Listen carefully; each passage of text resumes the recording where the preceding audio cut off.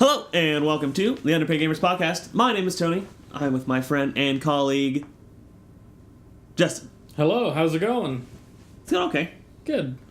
What do we got in store for the listeners today? Today, we're going to talk about the first weekend of the Call of Duty beta. We're going to talk about some Game of Thrones stuff, because you won't shut up about it. That's right, I won't. And some news. We're back to some news things. How exciting. Yes! So let's jump into... Enthralling. Let's jump into the theme song.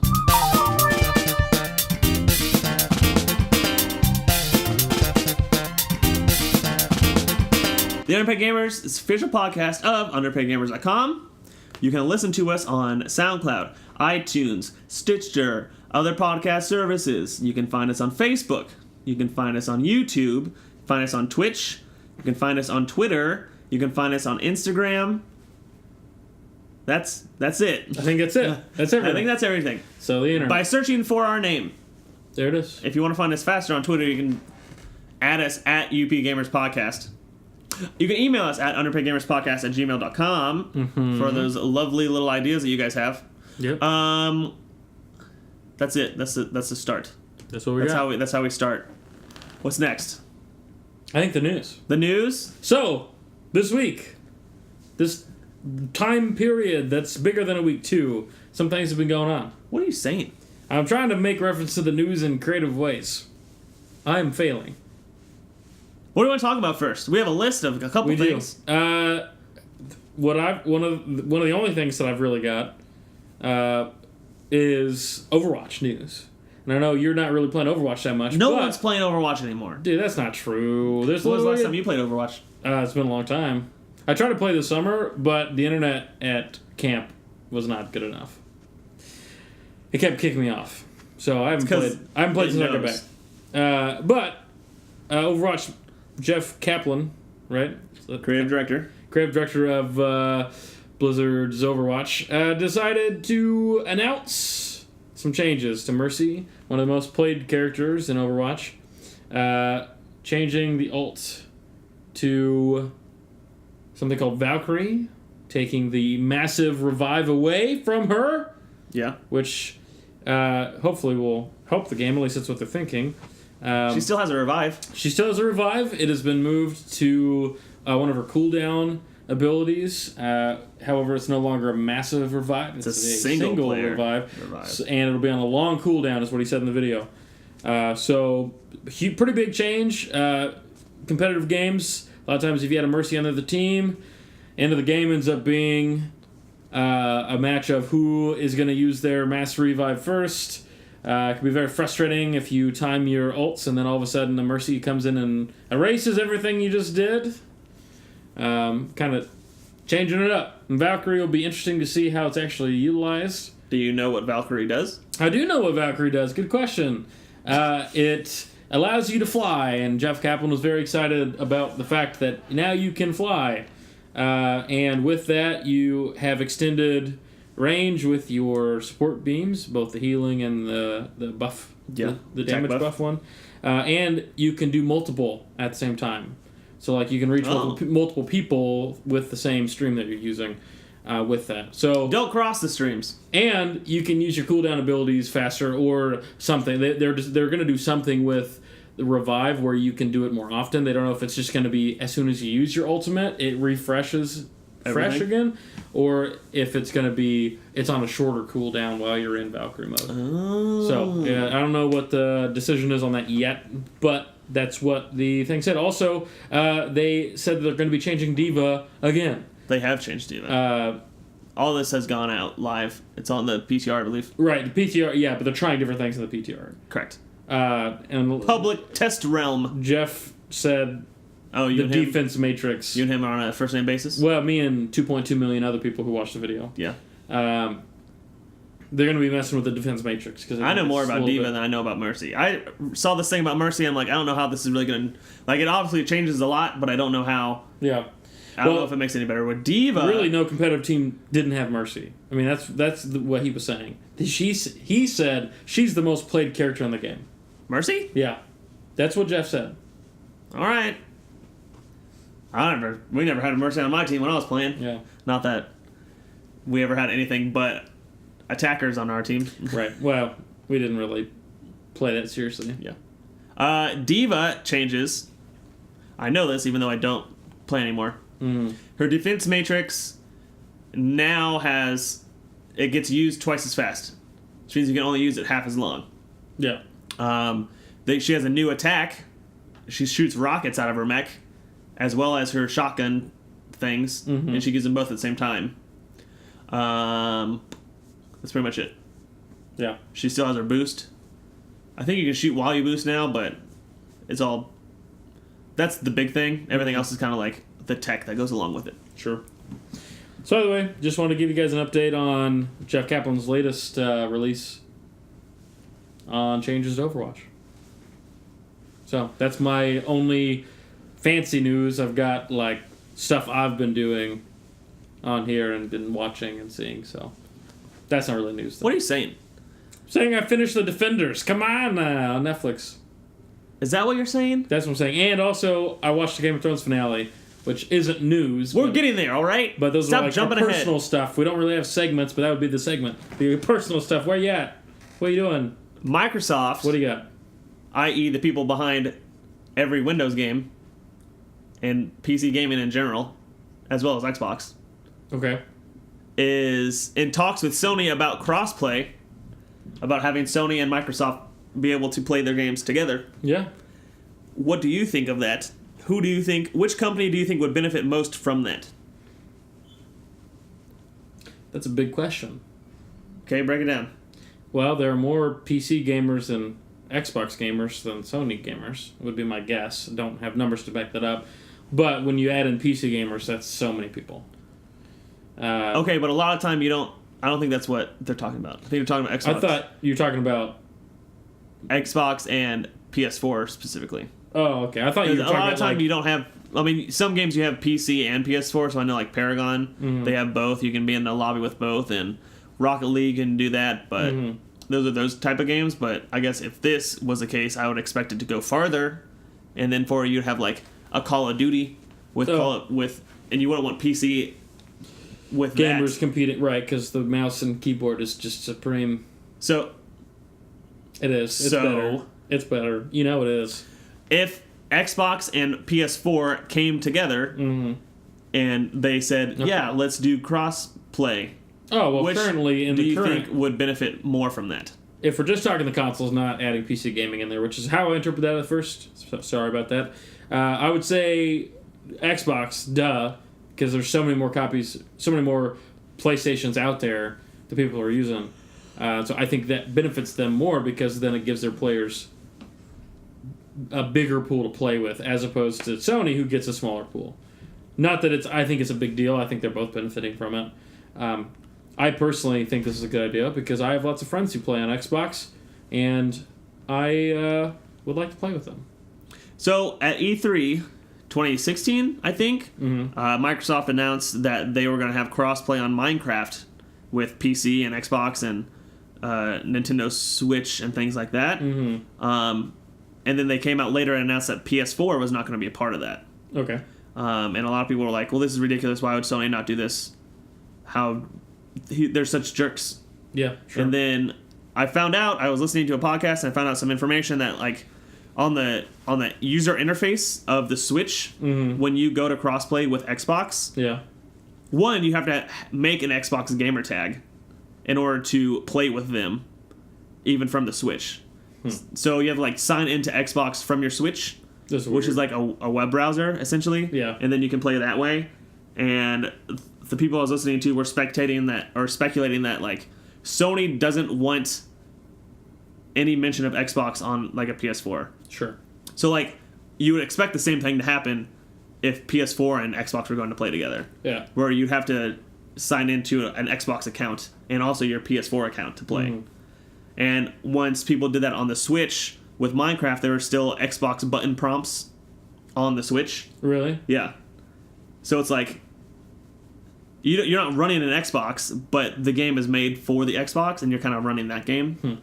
So they were speculating that Sony just doesn't want to have the competitor sure all over their system. Yeah, and I think that's fair. I think it's fair. It also makes... I agree, like, Xbox would benefit from this highly. Because Sony already has 62 million PS4s out there that people play. And Xbox has maybe like 35 million, which is a lot still. Yeah, we're still talking like millions. Yeah, that's still a good number, but it's like half. Yeah. So they would get a... Yeah. Personally, though, I like it because I have friends that I'd like to play with in different games. I don't know if they're talking specific games. Did they mention any specific games? Or is it just Rocket League, Minecraft. Oh, okay. Destiny 2? No. That'd be fun. No, Dean has to get a PS4. Dang it! I wanted to play with him. You still can. Dean Fault. He just needs to fix himself. Mm-hmm. Check himself, as he has already wrecked himself. That is true. Cool. So I wanted to talk about that a little bit. So we did. Tell me about your experience with World War II. Call of Duty World War II. We'll get there. Oh, you don't want to go there next? No, we have more news to talk about. I just transitioned to that. I thought that was... Look, that was a flawless transition. Copy and paste that later. All right, I will. I want to talk about Smash. All right. There's other... You can see the news stuff. I know, right it's just in order. You're looking at it. Okay. This is ridiculous. We're just resting You've been from the summer. Out of commission for too long. Why did you put it in that order? Oh, it doesn't matter. Shine 2017. I watched some of this. Okay. Because you told me. You said, hey, did you watch any of this? I said, no. We were on the... I checked it out. Shine 2017 is a Smash tournament. Yeah. And I was on the phone with you when it was happening. Yeah. And you were patiently waiting for me to do something. I said, watch this while I do this. And I did. And you did. And it was a good time. It was a great time because got to watch Hungrybox and Plop. Was it? I think, yeah. That was the first game I watched. And then Mango versus... Who was it? SFAT? S2J? S2J playing Samus. No. Yeah, it was Fox versus Samus. Then it was Plup. Oh, Mango... No, it was Mewtwo King and Hungrybox were on one side of winners, and then Plup, Mango on the other side of winners. Plup was playing Samus this tournament. Okay, I got them. So you might have flipped them. Yeah. And then Mango versus Hungrybox, which I don't think you watched. And then Mango went down to the losers, and he played Mewtwo King. And then Mango went back up to winners, grand finals, and played Hungrybox again. But I think you stopped watching after that. I only saw like 2 or 3 rounds. Right. I saw Mewtwo King play against somebody. Hungrybox. Unless he got kicked down to losers, in which case he Hungrybox. played S2J, who played Falcon. I watched Mango play somebody, and then Samus, I think. Plup plays Samus. Sometimes. That's basically it. That's right. Matches that are pretty good. Very good. You don't see Plup Samus very often. That was a treat. Whether you know it or not. It was interesting. It was a treat for you. He got crushed, though. Like, Mango won. Mango was playing awesome. Until he got to grand finals. Yep. But that's okay. He got second, and he's... And then freaking Leffen did the whole... My thing wasn't on, so I'm going to want a rematch. That's what we're talking about right now! What the heck? Let me tell you talk to me about and the listeners. This seems stupid to me. Shine 2017, there was a controversial set. Leffen versus Chudat were playing for 7th place, and the winner would go on to fight longer. Mm-hmm. And the first time they played, because they played twice, first time they played, Chu beat Leffen in Game 5, and it came very close from what I understand. Yeah. And then later on down the road, what they found out was there wasn't the UCF, which is Universal Controller Fix, which is a mod that people use when they're playing Melee now. This is the first tournament to ever use this mod in a tournament setting. Yeah. Shine 2017, UCF, Universal Controller Fix. Essentially, it means that there are some high skill techs that the pro level players use. Yeah. Backdashing, wave dashing, things like that. Right. That we are not good enough to do. Yeah. Consistently. And it makes it more efficient by like a frame. It makes it more efficient. It makes it more. You can do it more often, more faster, easier. You get more success out of it just because it fixes it. So this was the first. So that mod makes it easier for those people to do that. Yeah. That can already do it. It just kind of streamlines their gameplay. So it's not like it's giving anybody an advantage. Sure. It's just more of, I already know that you can do this, so everyone can just do this now. We're on the same level. Like to me, it sounds like it just negates like controller lag or controller. Yeah, it streamlines it. So they call the Universal Controller Fix because all controllers, Nintendo GameCube controllers, are obviously like 15 years old. Yeah. So some of these behave differently than somebody else's controller, so that makes them more on an even playing field. Sure. Like I said, this is the first tournament to ever use this mod in a tournament basis. Yeah. And what happened was everyone had played the whole tournament up until top 8 with that UCF fix on the mod system. And then the first game of top 8, it had gotten turned off on accident. Wasn't intentional. And this was Leffen versus Chu. Leffen lost, Chu moved on, and then after that, they found out that setting had been turned off. Yeah, and this like hours later is when the second match actually happened, right? I mean, kind of, because the commentators made it sound like they played in the morning, and then it was like in the evening, and all this drama kind of unfolded. I mean, top 8 started at 7 p.m., and I think they played again at like 8:30. But they played, they were the first of top 8, and then there was another losers match that played, which I think was SGJ versus Shroomed, and then 2 winners bracket matches, and then at that point, Leffen versus Chu played again, because the tournament organizers the tournament organizers and streamers and all the big wigs at this one tournament had a conference, and they said, like, this isn't fair. Let's ask the players, the 2 players, if they want a rematch. They asked Chu and they asked Leffen. So Leffen said yes, and then Chu, even though he had won, also said, yes, I would like a rematch. In which case, they go and they rematch, they play again, and then Chu loses, although it goes to game 5 again. It was very close. So Leffen officially moves on through the tournament because they got a rematch, because this mod that has never been on before wasn't turned on for this one match. So it was a little controversial. Yeah, people were booing him.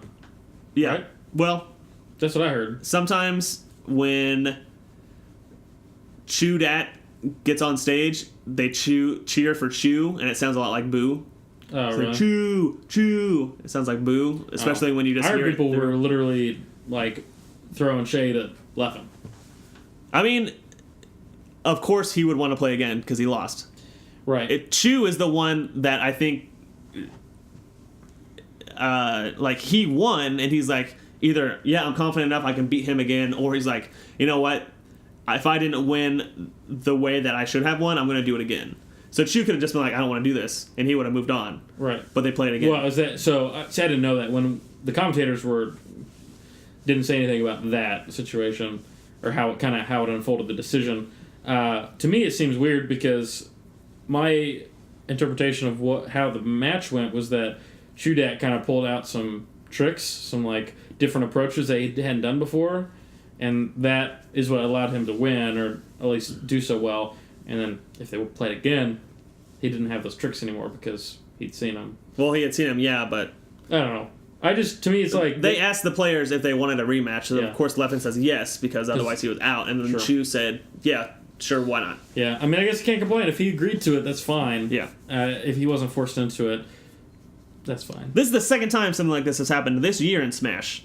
Genesis 4, at the very beginning of the year, there was an now infamous set that I think had to be replayed, at least the last match, where you know how on like when you go into the Smash settings, you go over and you can have the damage ratio. Yeah, it's normally set at 1, which just means everything's it's normal. That's what you use. Yeah. Somehow on Genesis on Smash 4, the damage ratio got set to 0.9, which changes knockback. It changes the amount of the damage that moves do and things like that. Sure. So these 2 players played a whole set, and then they found out like the last game that it was on 0.9. I think they replayed it. Yeah. So it's just people are calling back to that. Well, that was like more precedence.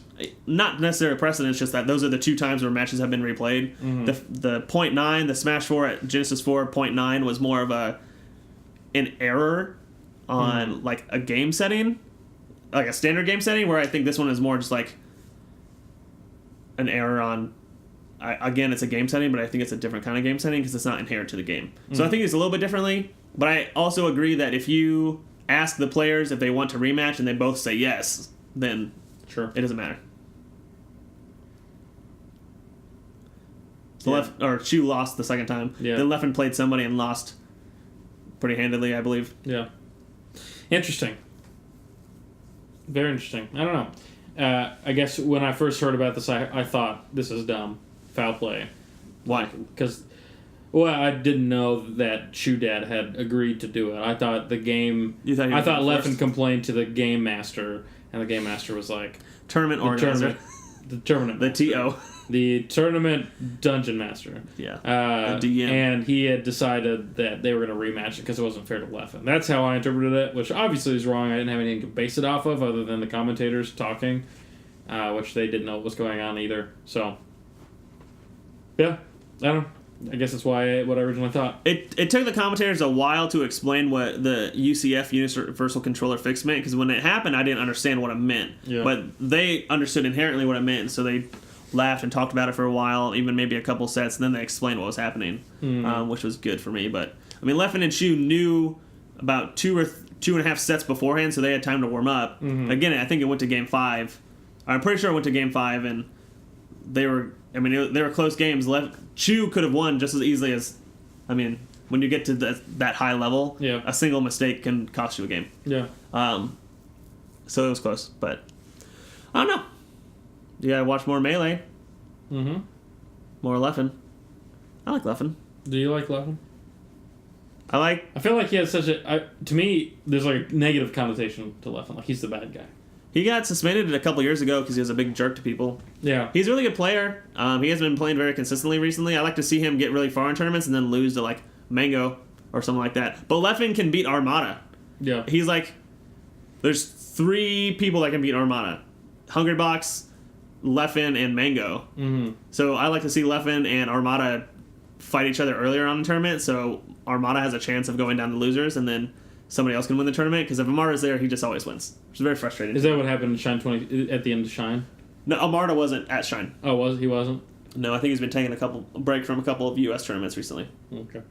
There is a Big House tournament coming up in a state that is close to the one that we live in. Oh. Interesting. So it'd be fun if we went. Underpaid Gamers Live. That'd be crazy. That'd be sick. Anyway, next, Shine. We haven't talked about Smash in a while, so I figured I'd bring it up. Yeah. Especially since I had to listen to you talk about Game of Thrones for forever. Dude, didn't you watch it yourself? Yeah.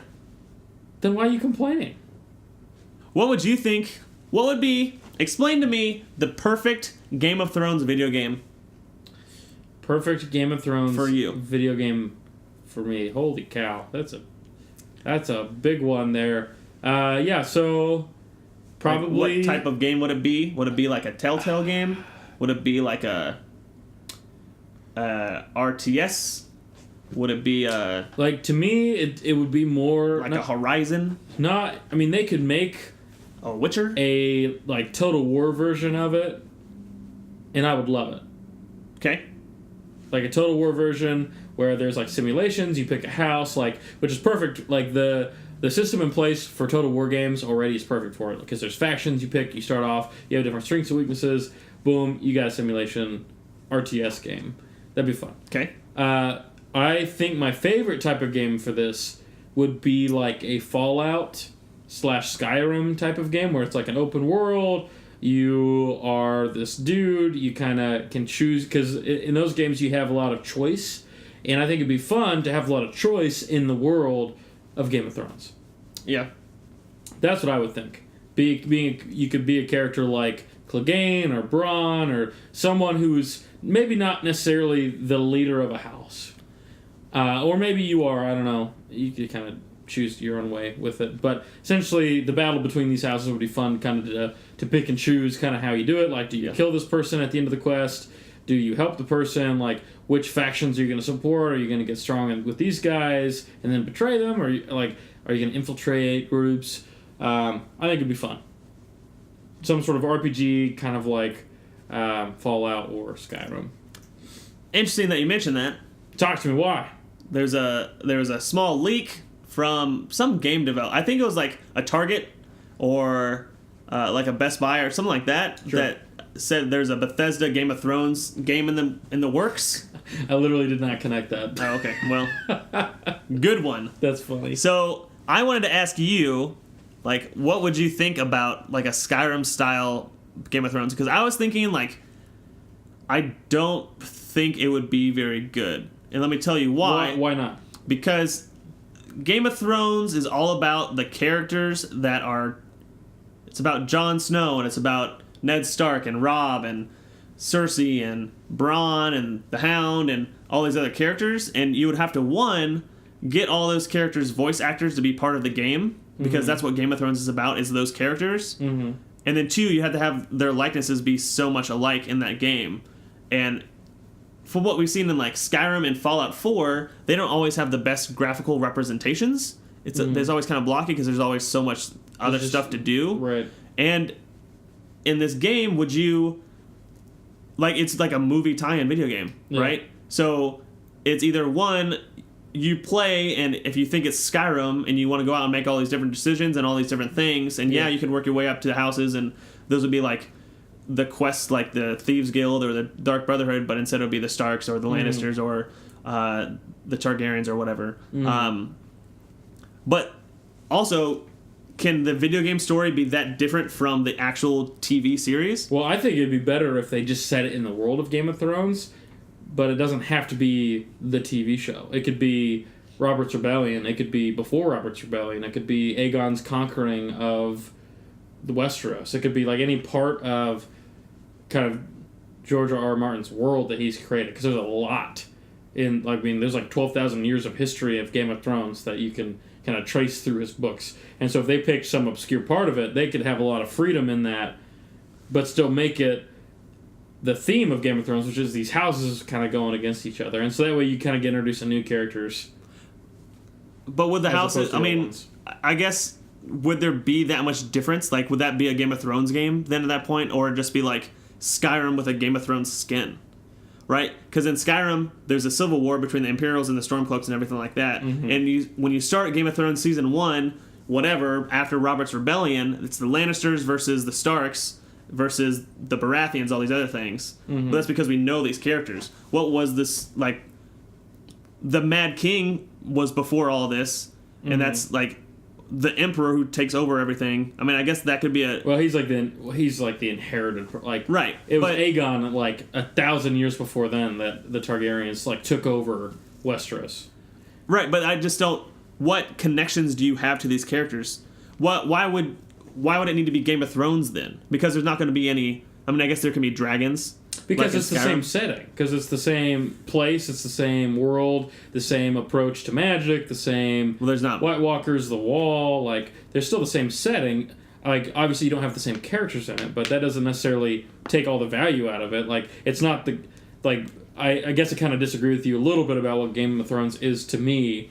Like, I do think the characters are what makes me keep watching the show and all that stuff, but I love the setting as well. The idea of this game of the thrones and this, like, these political backstabbings and things, and kind of the political maneuvering, like, that's a fun setting I think that they could use. Yeah, but I still feel like that all has inherently tied to the characters that we've seen in the show. Like, okay, so the Winter's coming and the White Walkers are coming, and whatever happened in the last episode of season 7, which we haven't, or that we haven't talked about yet, but I don't think there's ever been White Walkers that have been as strong as what we're fighting right now, as what they're fighting in the show. So that's not, I mean, there'd be enemy types of those once you get north of the Wall, but it's not like you're going to fight a whole army. Sure. It's not like, essentially it's just like, you're on Westeros, and that's your continent, with all these other things, but maybe you could see something, you're like, okay, that looks familiar, because I've seen that in the show, but it won't mean anything. Like, the Wall won't necessarily mean anything, because Jon Snow is not going to be there, or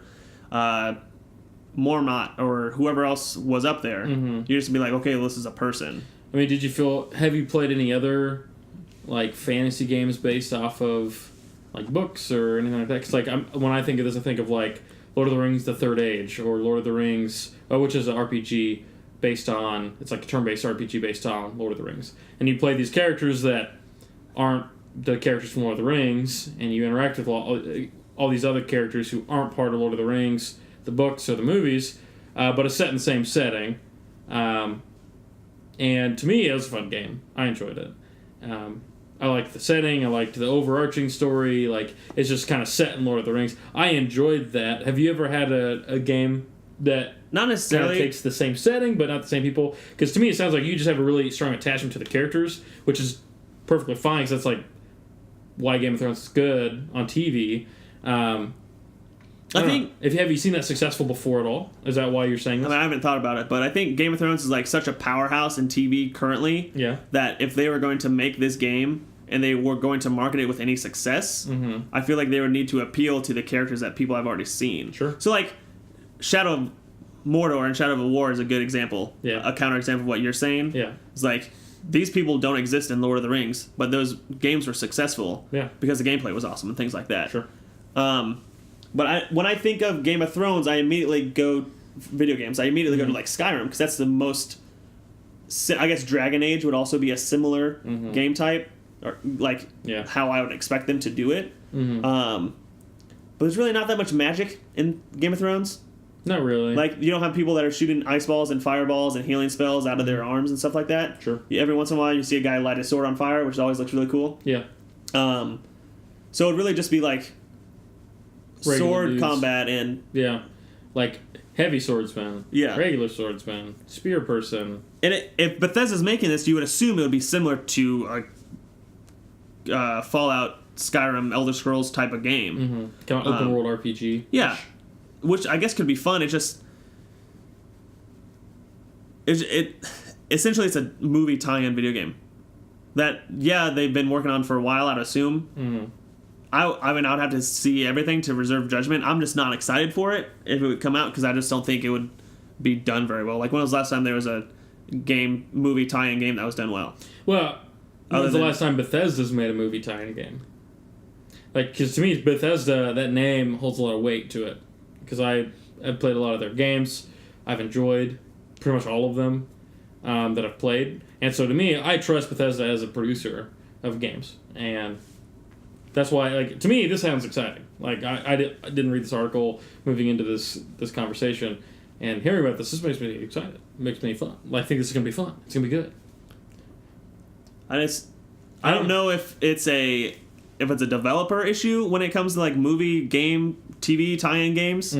More so than like, especially now because we don't know what the ending of Game of Thrones is with season 8 coming in like 2 years. Sure. Right. So season 8 comes in 2019. If this game was not announced but leaked now, it doesn't release until after.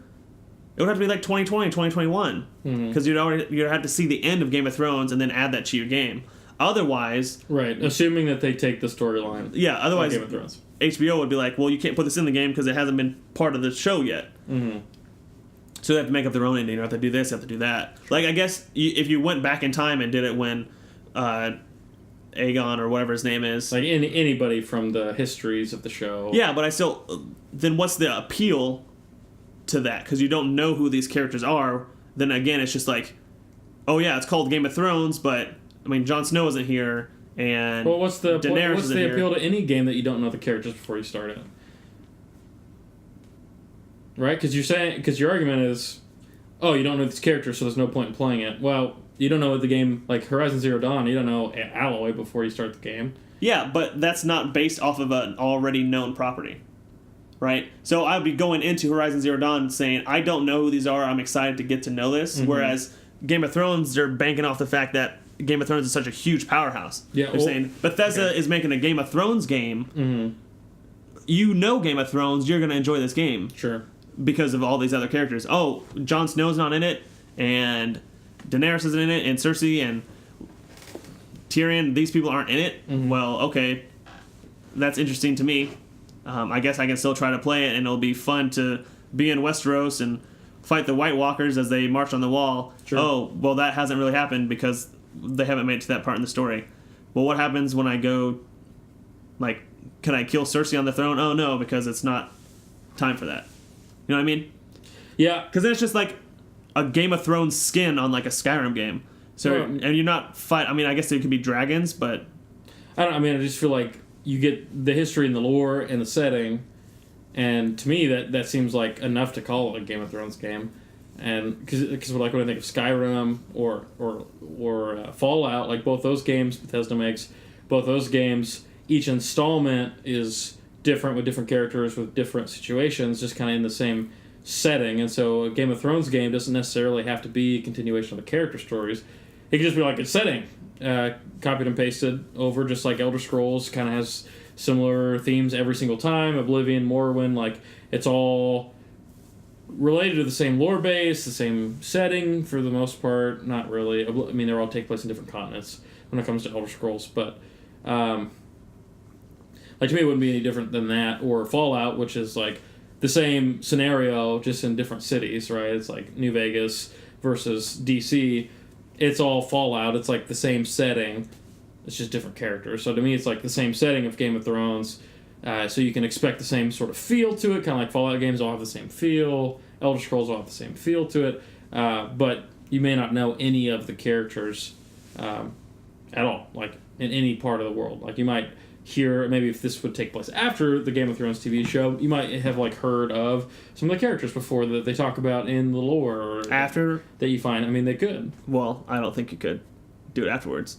Well, if they release it after Game of Thrones after season 8 so, like, 2021? Yeah. So, like, after it's all over, they could make one afterwards. Oh, yeah. Because I'm assuming, everyone's assuming, they're going to beat the White Walkers.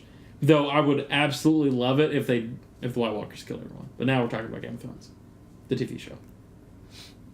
So you'd be more interested in the lore than the characters at this point, if we assume that they can't do characters? Like, I'm just saying... So what appeals... A characterless Game of Thrones video game, what appeals to you then? Just the fact that you're in this continent called Westeros, and there's the King's Landing, and it looks a little bit different than it does now? Well, if we're assuming it's an open world action RPG like all the other games, then I'm excited because of the genre, and then they gave me a setting that I already know and I like. So, yeah, it makes me excited for the game. Well, kind of a setting that you know.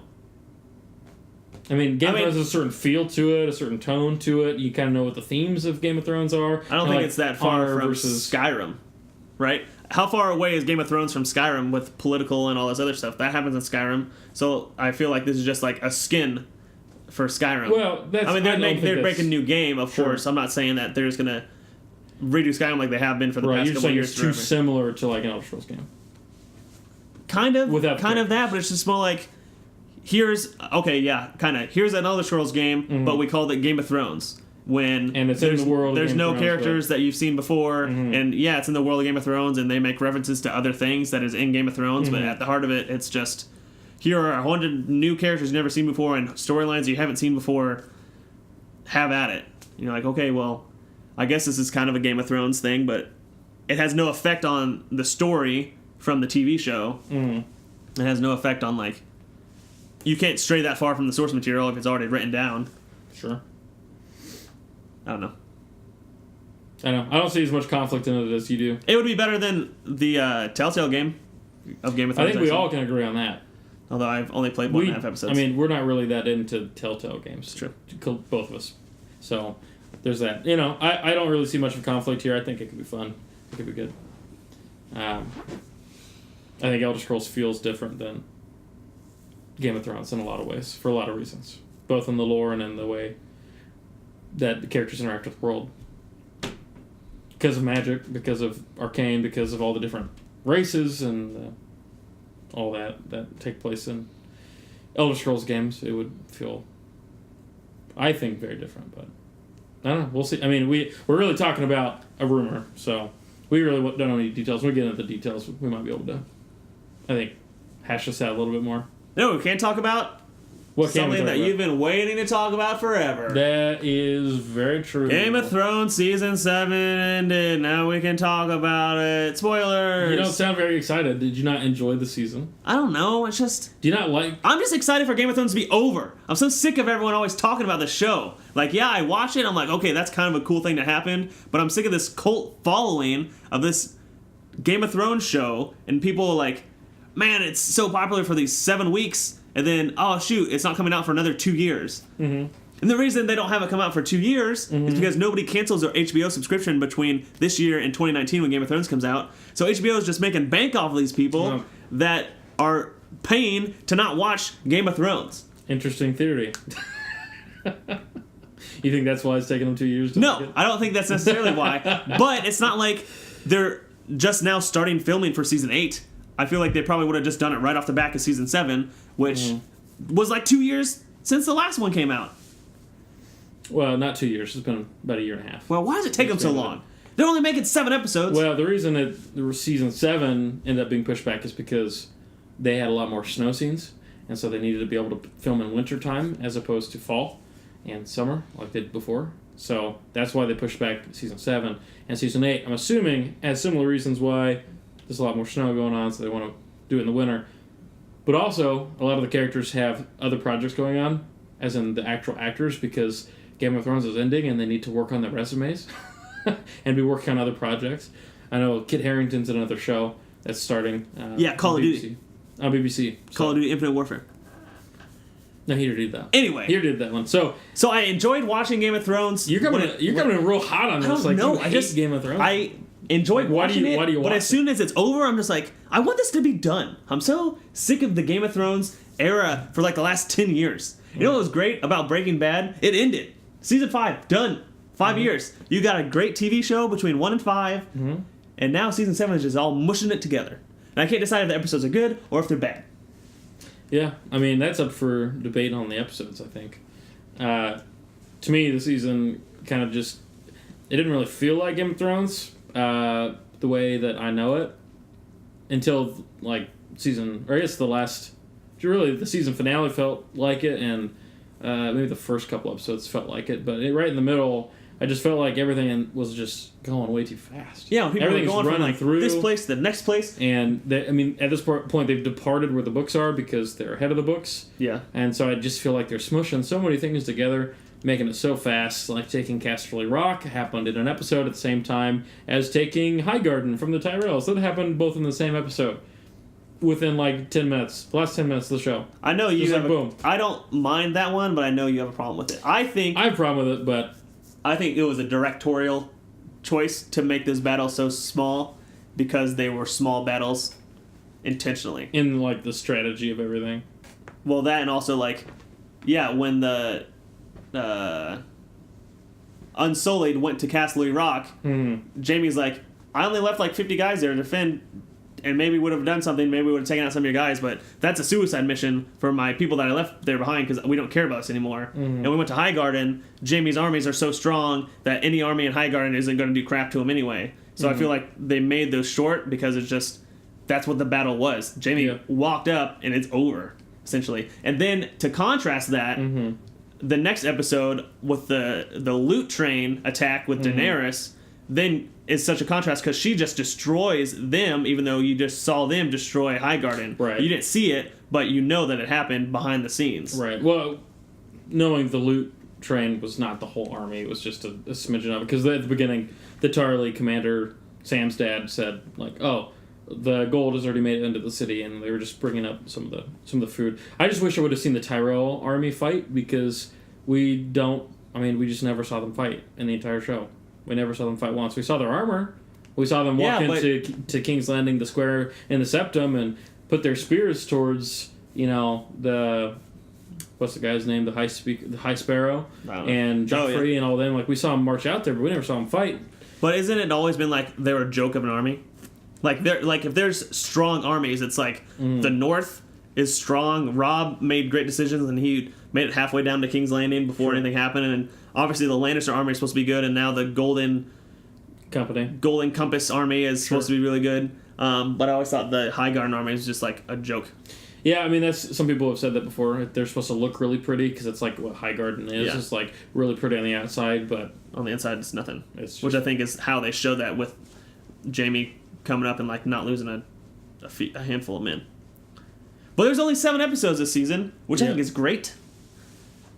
I mean, I don't understand why you're watching the show if you hate it so much. I enjoy the show. It's just I hate. You just want it to be over, though. I want it to be over, and I hate everyone always talking about it. The less episodes, the better. For some reason, I've been sucked into watching this Emergency Awesome YouTube channel after every episode. Oh my gosh, I watch it too. I hate it because I watch it, and he's like, "This is what happened in the last episode," and it's nice because he's like, "And this is what happened in the book, and this is how it happened in the movie, and this is a callback." And like, this that's really good. Episode 2 of season 5, and he does that. And I'm like, "That's really good." And then he's like, "And next, I'm going to post a video of what I think the next episode is going to be. And then in the middle of that episode, I'm going to post a video of what the episode is currently happening. And then at the end of the episode, I'm going to post another YouTube video about what happened." I'm like, stop making videos about this crap. Why do you watch them? I don't know. Why are you complaining about it? You have a choice to watch them or not. I don't know. I just get stuck in it. So it's like the whole world explodes when Game of Thrones comes out. It's like, just chill, everybody. Mm-hmm. I don't even know if as we talked many times before, I don't even know if the show is that good. We have had that discussion before. I don't know. Well, let's talk about the season finale. Okay. That's what we watched. Because also, some more BS. I thought the wall was supposed to be super awesome. And yeah, he has a dragon that can breathe blue fire now, which is cool. But does that mean Daenerys' dragons could have torn down the wall if they wanted to? Because I don't know how strong these dragons are supposed to be. Why, in episode 6, or whichever one when they go beyond the wall, did the Night King not throw his spear at Daenerys' dragon, and therefore just end the whole show? Well, he did throw one at Daenerys' dragon. Not the first one? one? And he missed. He ruined his surprise. The Drogon, the one that she was on, didn't know that he could throw spears. Also, was not paying attention. It was literally a sitting duck. Oh, when he was down on the island? Yeah. Sure. Well, I mean, there's a lot of complaints about that episode specifically. Like the Dragon Ex Machina, as I think Emergency Awesome says, how the dragons come out of nowhere, save the day, and then they're like super fast. And then that's not the only Deus Ex Machina that happens in the episode. Next up, Uncle. Yeah. Benjen Stark. Where did he come from? Ex Machina comes out with a horse, and boom, he's saved. So there's a lot in that episode that I was like, there's some cool things happen, like fighting was cool, the dragon showing up, I guess, was cool. I got there that fast. But I definitely thought, especially in that episode, that someone else I thought Torben should have died. I thought the Hound was going to die. I mean, I thought more of them were going to die. Only one of them ends up dying. Not even really a main character. I don't know who he is. Just the drunk guy from the Band of Brothers. The guy with the bun. Brotherhood. The bun on his head. The man bun. The priest who keeps bringing Sir whatever his face back to life. Oh, really? Is he the one? So can he not come back to life now? Yeah. That's because Clegane warns him that, hey, you're on your last life. So, I don't know. It was one of those things. I thought more of them should have died, which is why I didn't think that, like, this whole season has kind of been, like, not very Game of Thronesy, because Game of Thrones is all about it's too much fan service. Anybody can die, right? Like, no one's untouchable. At least for the first, like, 6 seasons, no one's untouchable. Until now. Kind of. I mean, a lot of people are untouchable. A lot of people have made it to this part. Well, I mean, the first 4 seasons, anybody could die. Well, you had no idea. Ned dies. Rob dies. Right? The mom dies. The first season, you think Ned's the main character. He is for the first season. Yeah, he is. He dies. Right? I mean, then Rob, trying to get back at the South for... Gets betrayed. And then he dies. Joffrey dies. Catelyn dies. Yeah. Joffrey dies. All these main characters start dying. So, like, the fun part of the show was the wow factor. Like, what are the writers thinking? Like, are they going to develop all these characters and kill them all? Eventually, we realize, oh, okay. So Jon dies, right? Gets stabbed a bunch. He comes back. Now you know he's untouchable. Jon, when he died, was that the season finale of that? Or was it like one episode before the season finale? That was the season finale. Was it? So he was gone for like a whole summer? He was gone for the entire... Like, everyone had all these theories, like, Jon's coming back. No, he's not. Like, what's going to happen to Jon? See, that would have been awesome if I watched it live. Yeah, that was... Everyone was wondering what was going to happen. And the book talks about, like, 3... Everything's in 3, so there's, like, 3 people who come back from the dead. And so Catelyn, in the book, comes back from the dead. Does she? Yeah. But she doesn't. What benefit is that? Well, yeah, she's, like, she's, like, the leader of the Brotherhood. Oh. And she can't speak, and she, like, does all this stuff. And then... Jon has just become such a huge main character now. Like, I know it's, like, in his lineage to be king. Sure. But it's just, like, I don't know. There's so much other stuff, and then Jon was kind of this sub-character, and then now he's, like, front and center with everything. Sure. He's always wearing his big winter coat, even when he goes down to King's Landing. In King's Landing, I know. He must have been so sweaty in that scene. What's wrong with you? Yeah. No, there's that. I know. I really liked the season finale, though, because I felt like anybody could have died. And some people did die. I also thought that the scene between Tyrion and Cersei, the talking, I thought that scene was awesome. That was probably my favorite scene in the whole show. I thought Jaime was going to die when he was confronting Cersei, and then he didn't die. So I'm like, okay, Game of Thrones, what's going on here? Well, no, I literally thought he was going to die because she nods her head. Yeah. But he just walks away, which I was happy about. That was the first time this season that I literally thought one of the main characters for sure was going to die. Yeah. And so I'm glad that I felt that way. However, it didn't happen. Wouldn't it have been better, though, if he would have died? Like, I understand that it's good that he's alive now, and he's going to go up north, and now he's going to fight against Cersei, probably, and he's going to help against the Knights, the White Walkers. Mm-hmm. But, like, he probably should have died if you wanted to keep any sense of danger for the characters. Yeah. Well, I think, personally, I want Jaime to kill Cersei, so the only way to me that him not dying is justified is if he's the one who ends up killing her. That's the only way. Because I think it would have been better if he would have died, unless he kills her in the future. But who knows what's going to happen. Because Arya wants to kill her. Literally everyone wants to kill her, so who knows what's going to happen. Maybe she wins in the end. Why has Arya not killed her yet? Because you know how easy it would be for her? Well, she was going down, and then she decided to turn back when she heard her family's back in Winterfell. Yeah, but the way people are moving this season, she could have been down there and been back. That's true. That's true. Yeah, no, I was pretty happy with that scene. Also, the Clegane Bull, everyone's excited about that. Just when they fight?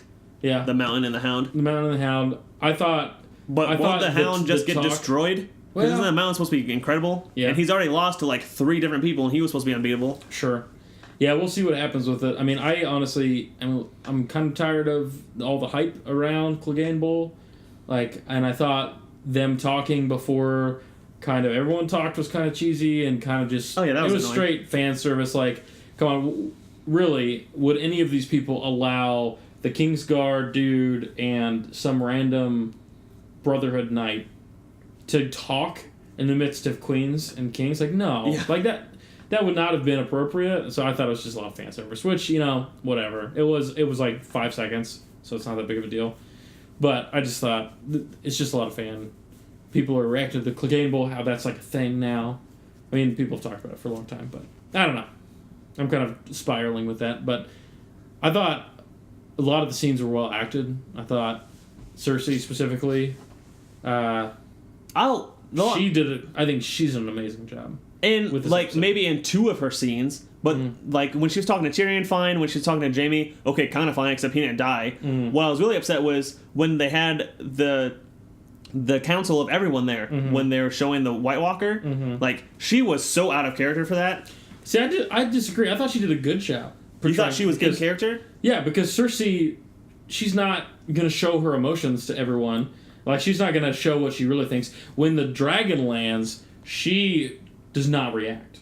Everyone else, like, Jaime stands up and is like, what's going on? Like, has, like, the normal reaction to what you would see in a dragon. But Cersei, she's going to be way more controlled than that. And so, to me, she did a good job. Because then the only time she did show emotion was when the White Walker almost got her. And that's the only time she breaks kind of her strong persona. Yeah, but I think out of everyone there, she's the most politically calculating, and she does that too with how she shows her emotions. Yeah, but that's I don't think she wasn't. She was more like stone faced, not even so much that, just no emotions at all, as opposed to like proper and stern. If that makes any sense. Well, she was kind of like a blank slate during that whole thing instead of being stern, and then also she's like, without even discussing, without even hardly thinking about it, she's like, oh yeah, we'll help you in the north. Like, even though it goes against everything that she said. Right. And then she's like, but only if Jon Snow decides to not join either one of our causes. Well, that was smart political maneuvering. Yeah, but it doesn't sound like something she would do. She would almost... It's more likely, and this eventually happened in the episode, where she's just like, yeah, we're not going to help. Right. Because I think it'd be more up her alley to just be like, just to show her power. Because Daenerys and Jon both come to her asking for help. So she has all the power. So I think she would have flexed that power and said, I understand that you need help. I'm not going to give it to you. You guys are on your own. And in the meantime, I'm going to expand my empire, and I'm going to conquer you. And then the whites are going to kill you, then we're going to kill them. I'm so strong, but instead she's like, oh no, we're going to help you. But that's what she's going to do. I mean, she told them, like, she just is doing political maneuvering, and I think this whole season was trying to show that Cersei is more like her father than anyone else of the Lannister kids. And she's very politically savvy. Like, she planned out with Euron that he was going to storm out and that he was going to be gone. So Daenerys and Jon both think that Euron has left her side. Really, he's on that secret mission to go get the Golden Company, which I wish they would have waited to reveal till next season. I think that would have been a much better reveal. Secondly, we all knew from the start Cersei was not going to agree to anything. And so when she comes around the corner and agrees to it, I initially knew, like, this is not true. She's trying to politically maneuver him. But by asking Jon to swear that he won't intervene in the war between Daenerys and Cersei, she knows that, first off, he's an honest man, because this episode brought so much of Ned Stark back up. A lot of quotes from him, talking about who Ned was, who his sons were, kind of like all that stuff. She knew that he was going to answer honestly. And so if they hadn't had an agreement, Jon would have agreed to, I'm not going to get involved, because that's what's best for everyone, because he's an honorable person. And she knew that if he had sworn allegiance, which she had no idea, no one really knew, like Tyrion showed a face of, like, what's going on. A lot of people had that reaction when Jon announced that he had bent the knee to Daenerys. She knew that it was either going to be he hadn't made it, and so he'll agree to it, or it's going to be he has bent the knee, and this is my way of confirming that. So now she knows they're working together. It was, to me, it seemed like a brilliant move to do. It just seemed such a weird meeting. I don't know why ever that ever happened. Why would why would Cersei ever just be like, yeah, let's all meet. I want to kill all of you. Like, first of all, why did Daenerys and Jon and all their whole crew just walk up without any fight whatsoever? Like, they're literally in Cersei's wheelhouse.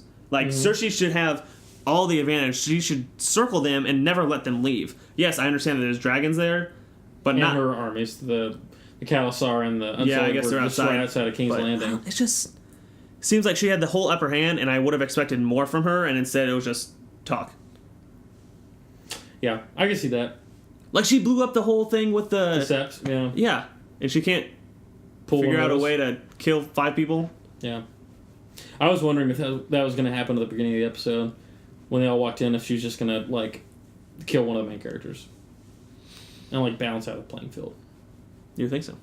I mean, my big question at the end of the episode was, what was Tyrion's look? You know, when Jon and Daenerys go into the ship to go have their fun time, Tyrion is standing in the hallway with this really, like, concerned look. And I don't know how to interpret that. And I've heard a lot of different theories from different people about what that look meant. I don't know. Why would he be concerned?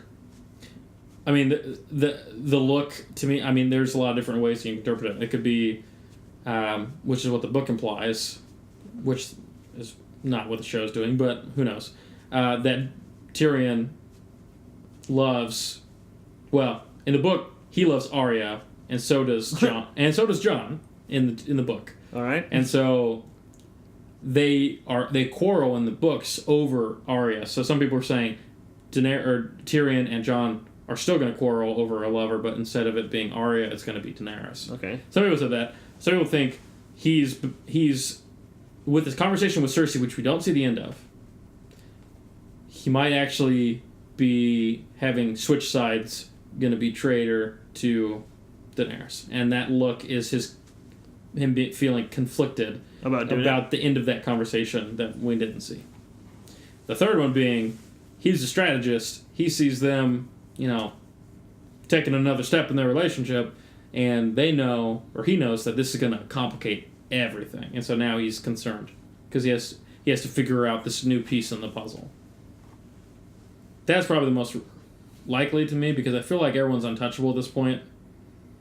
There's nothing going to be crazy. Like, Tyrion's not going to get killed. Tyrion's one of the main characters, right? Jon's one of the main characters. Daenerys is one of the main characters. None of them are going to die. They're all going to survive to the end, probably. Who knows? I'm glad we're talking about this now, because that means we don't have to talk about it for like another 2 years. I know you're excited. I don't know. I thought it was good. I thought this last episode was fun. I thought the season was alright as a whole. I wish more had happened in the plot, but really they had to just end a lot of the subplots to get everyone on the same page. So we know, like, Clegane is now with the group, so his subplot's over. The Hound, yes. I always say Clegane. The Hound is back with the group. The Arya Sansa thing, Arya's back with the Starks, and everything is good now. Littlefinger finally died. Littlefinger is gone, so that subplot's gone. Died too, didn't they? Wasn't there another death last episode? I couldn't remember, but also the whole Arya Sansa thing, the whole annoying. Season was so stupid. I hated that whole thing. Stop filling up time. I'm glad Littlefinger's gone, because he was definitely a terrible person. Yeah, but the putting Arya and Sansa against each other, some of the scenes I think were acted poorly, and it just ended up being kind of awkward. Yeah, and I just didn't like. Anytime I cut to that, I was like, ugh, so annoying. Sansa's so much better than that as a character. than what's happening. Yeah, for sure. And then Arya can do whatever she wants for the most part. And finally, Bran showed up and did something in the last episode. But where the heck have you been the whole season? I don't know. He's just been sitting in his wheelchair, hanging out by the tree. Which it's nice that him and Sam kind of had that moment, and letting fans know for sure that he is like Aegon Targaryen. Well, that and also like now more than just Bran knows about it. So right. So Sam knows about it. If Bran dies, then you could assume that Bran will die. I had a weird thought, and maybe this is morose and very unpleasant for this podcast, but Bran can warg into animals like the crows, so you might think that he might be able to warg into either one, the dragon that has the Ice King on it. Sure, I've heard that before. Or two, that he can go into the other dragon that Daenerys has. And somehow my mind went here, but what if he could warg into Cersei's baby? Oh my gosh, that's ridiculous. Like, that's weird. That's weird. Or what if you get into the mountain? Because the mountain's not really like a person anymore. Sure, so he's more like a zombie. Yeah. So he wouldn't be able he wouldn't have to mix his brain because like he did with Hodor, like he already. Also, everything with Hodor, like, so what could be happening, and what I think could be cool is if Bran just goes back and changes time again. Because he affected the past with Hodor a little bit. Sure. So he could go back and kind of do that again. Into the past. Yeah. He could kind of do that again with somebody else and make them either like the rightful heir to something or not part of the family or this or that. Yeah. That's the thing. I don't know the extent of his powers with that. Because obviously he's able to, like, interact with the past because he did it with Hodor. But I don't know. We'll see where the show goes. I'm excited. I'm glad this show has a definite ending. Unlike some other shows where they kind of peters out. Like, I'm glad it is. I'm sad that I feel like they're rushing through so much stuff. Which I think is different from your position. You want it to be over now. I mean, they are rushing through a lot of stuff. It doesn't feel like Game of Thrones so much anymore, but I just feel like it's like spider-webbed and tree-branched out so far that now they have to trim the edges. Sure. And the best way to do that is just to cut it off, which is kind of what they're doing. Yeah, it's kind of what this whole season was about, to me. Yeah, so I guess that's what we're talking about with the episode. Not super in-depth, but those are our thoughts. Not super in-depth. We talked for like 20 minutes. Yeah, we did. All right, cool. Well, thanks for listening, guys. No, we have one more topic. What's our last topic? Call of Duty. Oh, my god. The beta. Oh, my god. Let's talk about something I care about for once. All right, let's do it. Call of Duty beta. So the beta happened. I was gone for the weekend. I luckily... First of all, Walmart does not do game pre-orders. Are you kidding me? What is wrong with them? Did you check with other Walmarts, or was it just your Walmart? I just went to the one Walmart that was closest to my house. There's two others in my town, and I didn't go to those because it was like 8 o'clock at night. Yeah. First of all, there is a Walmart Plaza, and on the plaza there's a GameStop, and I got to Walmart at 7:30, and the GameStop was closed. Are you kidding? At 7:30 on a Sunday. And first of all, that's stupid. It's very frustrating. Because I went to Walmart, I was going to pre-order so I could get the beta code, blah, blah, blah. Eventually I had to do it through Amazon Prime, which turned to work out so far. I don't know. So I played a couple hours Monday morning before they closed it out, before I had to go to work. And it was very fun. I have some gameplay, and I'll be putting up a video on YouTube of more in-depth thoughts, I guess. Yeah. But there's a couple things I wanted to mention. One was Comcast. If you had Xfinity One, they were giving out beta codes to anybody that had that wanted it. Which is very interesting to me. It's a very savvy move, Comcast. Give out beta codes to someone just for having your internet. I kind of like that. Good on you, Comcast. There it is. You don't hear that very often. That is not a phrase I've heard before. But they might be changing their image around a little bit. They're trying. Yeah. Consumer friendly. So the beta itself. So there's two games that I'm excited for this fall that are coming up really quickly. Yeah. Destiny 2 and Call of Duty. Hey-o. When I was playing Call of Duty, and for the next couple days afterwards, I did not care at all about Destiny 2. I'm like, I don't even want to spend money on Destiny 2. I just want to play Call of Duty because this game was so much fun. Yeah. It's fun to get back into a game where it's just like no jetpacks. The term people like to use is boost on the ground, but I don't like saying that just because I think it's dumb. Okay. So no jetpacks, things like that. More like classic Call of Duty. It's very fun. It's just the beta, so there's only like 3 or 4 maps. There's only so many things. You can't unlock all the weapons, things like that. I was a little concerned because there weren't a lot of weapons to choose from, and I'm hoping there's going to be more in the game, because otherwise you're going to rely on like the loot box drops and like random. We all know where stuff. that goes too. So it's it's going to happen. Hopefully, I can get a couple months of good gameplay out of this before it gets torn apart. Yeah. But it's just fun to have like the back to the classic feel. There's now divisions, I believe is what they're called. I think there's 5 or 6 different divisions, which is where you get your perks from. Okay. So like, there's like a submachine gun, a rifleman, a sniper, a shotgunner, a heavy weapons user, stuff like that. And like if you're a submachine gun user, you get a perk, which is like an added benefit. Where if you use a submachine gun, you can put on a suppressor if you want or not. Yeah. I don't know if that applies to every. I assume it only SMGs, but you can't put on a suppressor to an SMG if you're in a different class. So like if you're in the assault rifle class and you choose an SMG, which you can do, you don't get the suppressor anymore. Okay. A benefit to the assault rifle class is I could have sworn you picked up ammo more, but it could be something else. Eventually, once you level up that class, you get more added benefits to that one class that goes up to 5 levels, I believe. And the 4th level, which I never got to because I didn't have enough time played, was you move faster while aiming with an assault rifle. Essentially, stock or stalker from all the other past games, which is very needed when you're using an assault rifle to move faster. But that also applies to every other weapon that you put in that class. I know another benefit to the submachine gun class is you move faster, you run longer, things like that. That's where you get your perks from, is from those divisions. But inside those divisions, you can use whatever weapon you want. So if you leveled up your submachine gun class and you got it to where you can run faster and run longer, and then you put a shotgun on that, you can still have those perks, except now you have a shotgun instead of a submachine gun. The game has really good sound so far. And I'm just excited to play it again. The weekend's coming back up. The private beta's coming back up, and then as soon as that weekend's over, Destiny 2 comes out. And like I said, I don't care about Destiny 2 now that I have Call of Duty on my mind, because I had so much fun playing that. But then I started watching this Destiny 2 story trailer. Not trailer, but there's a video going around on the internet of this guy that did an 1.5-hour long Destiny story recap. Okay. So it's like not the stuff that happened in Destiny, it's like the stuff that happened since modern day to where Destiny is now. Yeah. And so he's going over through all the lore and all this other stuff, all the really cool stories that I never heard of before because it wasn't in the game. It was in the Grimoire cards. Yeah. So he's going through all that, and that's making me more excited for Destiny. Yeah. To kind of see that. But I'm just so excited for this Call of Duty. Like, the second weekend beta is going to come out, and I'm just going to play the poop out of it.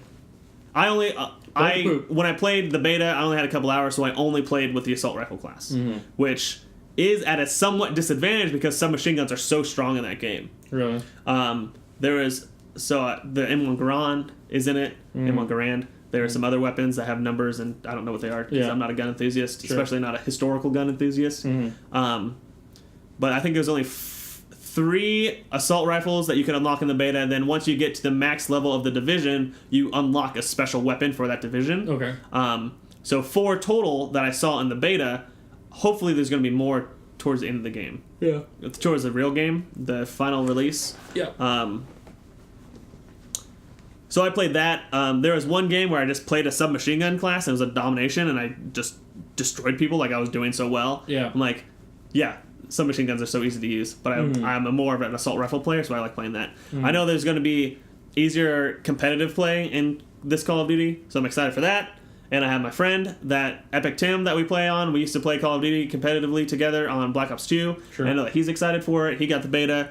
I think by the time this episode is released, it will already have been past the weekend that the beta has come out. But if not, I'm going to be streaming the beta on Friday night, which is September 1st. Sure. And Justin's going to stream with me? We'll see. Possibly. But hit us up there. I guess Justin's rushing me now, so I guess this is the end of the episode. But if you want more of my thoughts on Call of Duty, you can check out our YouTube channel, because one, I'm uploading my first gameplay. It's my first impressions video. Also, I got like an 18 kill streak, which is good for my standards, as it was like my 3rd game. I'm going to upload that. Maybe I'm going to talk over one of them, give you more thoughts and opinions, more thought out than this. But yeah. Cool. All right, Justin, close them out. Well, thank you guys for listening. We really appreciate it. If you'd like to contribute to us in some way, shape, or form, you can do that via email, underpaidgamerspodcast@gmail.com. You can tweet at us at upgamerspodcast. You can leave a comment. Please leave a rating on whatever service that you're using for us. We'd really appreciate it. And please check us out on YouTube. Subscribe there too. So yeah, that's what we got. And we'll see you guys next time. Okay, bye.